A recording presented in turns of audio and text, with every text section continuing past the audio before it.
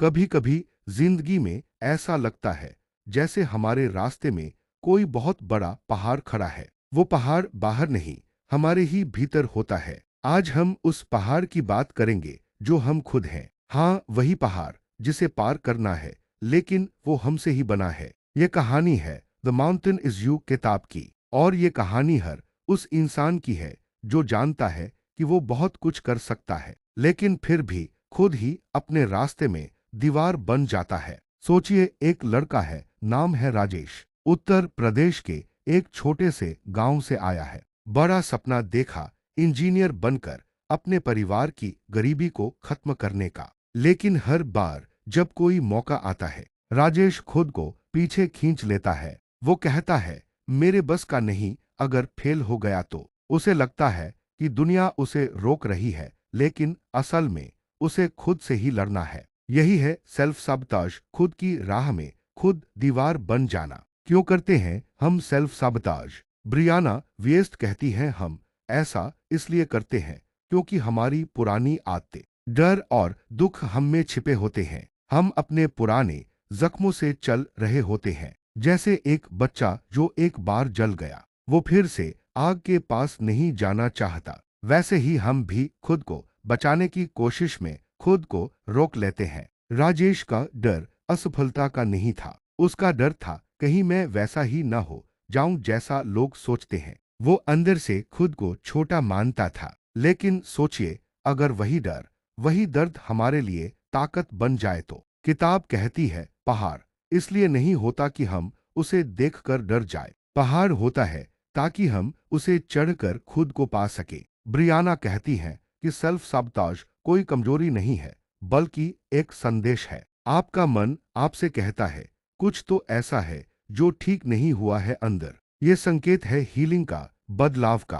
अब कहानी में आता है मनोज, जो आईटी कंपनी में काम करता है, लेकिन हर बार प्रमोशन के समय खुद को छोटा दिखा देता है। क्यों? क्योंकि बचपन में उसे हमेशा सुनाया गया, तू कुछ नहीं कर सकता। अब भले ही वो काबिल हो, पर उसका दिमाग अब भी वही प्रोग्राम चला रहा है। हमारे अंदर का प्रोग्राम, जिसे सबकॉन्शियस बिलीफ कहते हैं, वही हमारी असल जिंदगी को कंट्रोल करता है। अगर हमें उस प्रोग्राम को नहीं बदला, तो हम कभी भी वो इंसान नहीं बन पाएंगे जो बनना चाहते हैं। तो करना क्या है? हमें सबसे पहले ये समझना है कि आपका डर झूठ नहीं बोल रहा, लेकिन वो पुराना है। वो अब काम का नहीं है। आप अब पहले जैसे नहीं हैं। ब्रियाना कहती हैं, हीलिंग की शुरुआत अवेयरनेस से होती है। यानी आपको खुद से ईमानदारी से पूछना होगा, मैं क्यों डरता हूँ? क्यों मैं अपने ही फैसले से पीछे हट जाता हूँ? क्या मैं असफलता से डरता हूँ या सफलता से? जब आप सवाल पूछते हो, जवाब धीरे धीरे सामने आने लगते हैं। हर बार जब आप पीछे हटते हैं, तो आप अपने अंदर के बच्चे को फिर से बता देते हो, तू अभी भी कमजोर है। लेकिन अब वक्त है उसे ये बताने का। अब हम बड़े हो गए हैं, अब हम लड़ सकते हैं, चढ़ सकते हैं पहाड़। ट्रांसफॉर्मेशन तब होता है जब आप अपनी सीमाओं को पहचानते हो और फिर भी खुद को आगे बढ़ने के लिए चुनते हो। ये आसान नहीं है, लेकिन ये जरूरी है। ब्रियाना हीलिंग के लिए कुछ स्टेप्स देती है। एक, खुद को समझो, खुद के पैटर्न्स पहचानो, कब आप खुद को पीछे खींचते हो। 2, अपने जख्मों को सुनो, क्या वो रिजेक्शन का डर है, अबांडनमेंट का, या वैलिडेशन की भूख। 3, न्यू बिलीफ क्रिएट करो, अपने आप से नई बात कहना शुरू करो, जैसे मैं काबिल हूँ, मैं भरोसेमंद हूँ। 4, एक्शन लो, छोटा सही पर एक कदम भरोसे के साथ आगे बढ़ाओ। नीना दिल्ली की लड़की है जो हमेशा सोचती है कि शादी के बाद करियर संभालना मुश्किल होगा, लेकिन किताब सिखाती है अपने फ्यूचर का रास्ता खुद चुनो। नीना अब धीरे धीरे फ्रीलांसिंग सीख रही है और उसने कहा, मैं अब अपने लिए खड़ी हूँ। तो दोस्तों, पहाड़ आप ही हैं, और अगर पहाड़ आप हैं तो रास्ता भी आप हैं और चोटी भी आपकी है। खुद को समझो, माफ करो और फिर नए विश्वास से आगे बढ़ो, क्योंकि याद रखो, सबसे बड़ा डर सबसे बड़ा झूठ भी हो सकता है। अब बात करते हैं उस दूसरे पहलू की, जब हम उस पहाड़ को चढ़ना शुरू करते हैं, जब हम सेल्फ साबोटाज से निकलकर सेल्फ मास्टरी की ओर बढ़ते हैं। जब हम डर से नहीं, भरोसे से जीना शुरू करते हैं। राजेश, जो पहले हर मौके से डर जाता था, अब खुद से एक वादा करता है,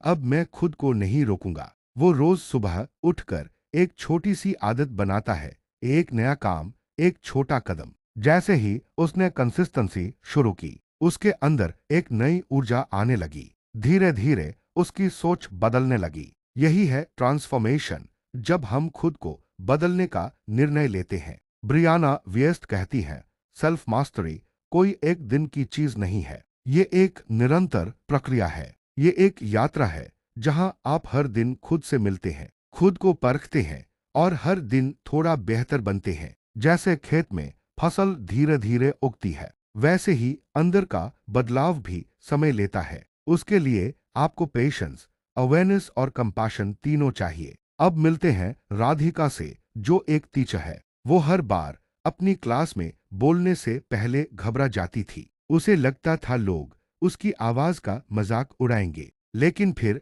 एक दिन उसने खुद से कहा, अगर मैं खुद पर भरोसा नहीं करूंगी तो बच्चे कैसे मुझ पर करेंगे। उस दिन उसने खुद को दर्पण में देखा और कहा, मैं काफी हूं। सेल्फ मास्टरी का पहला कदम है अपने इमोशंस को कंट्रोल करना, उन्हें दबाना नहीं, समझना। आपको खुद से यह पूछना होगा, मैं क्यों गुस्से में आ जाता हूं? मुझे किन बातों से असहजता होती है? क्या मैं अपनी भावनाओं से भाग रहा हूं? इमोशनल इंटेलिजेंस का मतलब है आप अपने इमोशंस को पहचानते हो, उन्हें स्वीकार करते हो और फिर उन्हें जिम्मेदारी से हैंडल करते हो। ये कमजोरी नहीं, ये सबसे बड़ी ताकत है। अब बात करते हैं इनर स्ट्रेंथ की। ब्रियाना कहती है, अंदर की ताकत तब आती है जब हम खुद को वैलिडेट करना सीख जाते हैं, जब हमें दूसरों से अप्रूवल की जरूरत नहीं पड़ती, जब हम जानते हैं कि हम जो सोचते हैं, महसूस करते हैं, वो महत्वपूर्ण है। इसीलिए किताब कहती है, stop outsourcing your self worth. हम अपने वैल्यू को दूसरों की राय से क्यों जोड़ते हैं? सोचिए, क्या पहाड़ को किसी के अप्रूवल की जरूरत होती है? अब आते हैं विक्रम की कहानी पर। विक्रम एक स्टार्टअप शुरू करना चाहता था, लेकिन हर बार वो अपने दोस्तों की राय से डर जाता था। क्या लोग मजाक उड़ाएंगे अगर फेल हो गया तो? एक दिन उसने खुद से पूछा, अगर मैं 5 साल बाद भी यही सोचता रहा तो क्या मैं खुश रहूंगा? उस दिन उसने अपने आइडिया पर पहला कदम उठाया। आज उसका छोटा सा ऑनलाइन बिजनेस है और सबसे बड़ी बात, उसका आत्मविश्वास वापस आ गया है। सेल्फ मास्टरी का मतलब परफेक्ट होना नहीं है, इसका मतलब है अवेयर होना, अवेक रहना और एक्शन लेना। अब बात करते हैं हैबिट्स की। बदलाव सिर्फ सोचने से नहीं आता, वो आपके रोज के चॉइसेस से आता है। ब्रियाना कहती है, every mountain is climbed one step at a time. हर छोटी हैबिट, हर छोटा फैसला उस पहाड़ पर चढ़ने का एक कदम है। अब अंजलि की कहानी लेते हैं, जो हर बार वेट लॉस शुरू करती थी और बीच में छोड़ देती थी, क्योंकि उसे लगता था मैं कभी कंसिस्टेंट नहीं रह सकती। फिर उसने सिर्फ एक आदत बनाई, हर दिन 10 मिनट टहलना, बस 10 मिनट। लेकिन उस एक आदत ने उसे आइडेंटिटी शिफ्ट दी। अब वो खुद को एक डिसिप्लिन्ड इंसान समझने लगी और धीरे धीरे बाकी आदतें भी जुड़ती चली गईं। अब बात करते हैं फॉरगिवनेस की।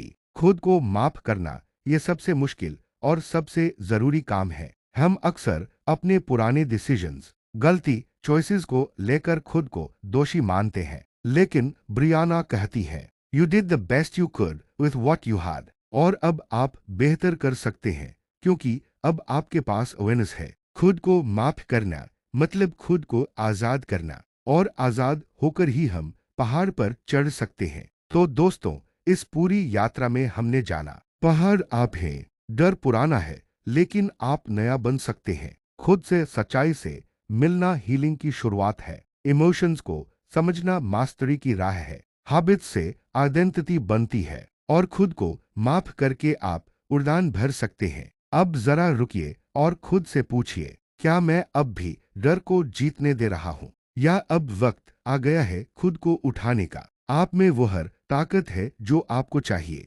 बस पहला कदम आपको ही उठाना है। तो याद रखिए, द माउंटेन इज यू। और अब वक्त है उस पहाड़ को चढ़ जाने का। आप तैयार हैं?